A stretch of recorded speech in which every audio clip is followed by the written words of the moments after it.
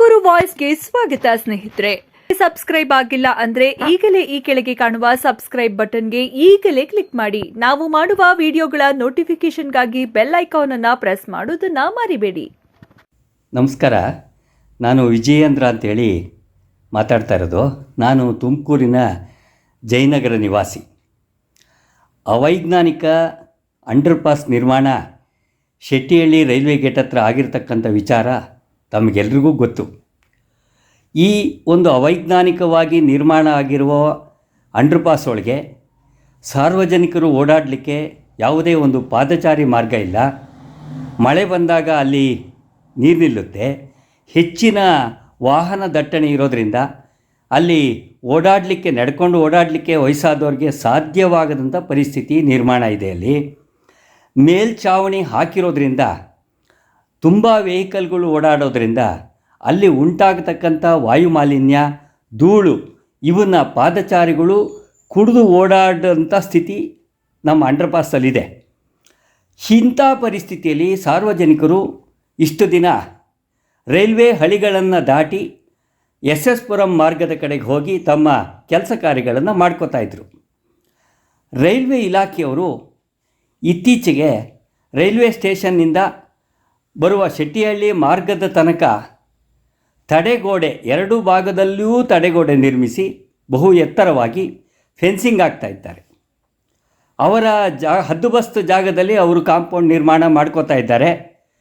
ಇನ್ನು ಮುಂದೆ ಶೆಟ್ಟಿಹಳ್ಳಿ ಗೇಟ್ ಹತ್ರ ರೈಲ್ವೆ ಹಳಿಗಳನ್ನು ದಾಟಿ SS ಪುರಂ ಮಾರ್ಗಕ್ಕೆ ಹೋಗ್ಲಿಕ್ಕೆ ಸಾಧ್ಯವೂ ಇಲ್ಲ.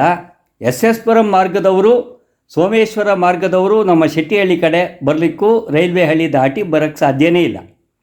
ಅಂಡರ್ಪಾಸ್ ಮೂಲಕನೇ ಬರಬೇಕು.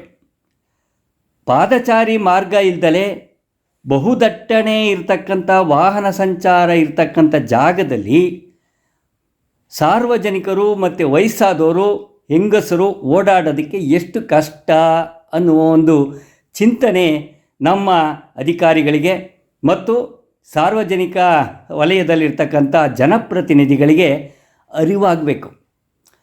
ತಾವು ದಯವಿಟ್ಟು ಒಮ್ಮೆ ಆ ಜಾಗದಲ್ಲಿ ಬಂದು ನಿಂತರೆ ಸಮಸ್ಯೆ ಏನು ಅನ್ನುವ ಅರಿವು ಎಲ್ರಿಗೂ ಬರುತ್ತೆ.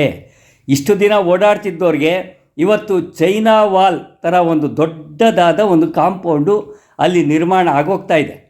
ಇಷ್ಟೊತ್ತಿಗೆ ಇವತ್ತು ಸಂಜೆಯಿಂದ ಜನ ಯಾರೂ ಅಲ್ಲಿ ಓಡಾಡಲಿಕ್ಕೆ ಸಾಧ್ಯವೇ ಇಲ್ಲದಂಥ ಪರಿಸ್ಥಿತಿ.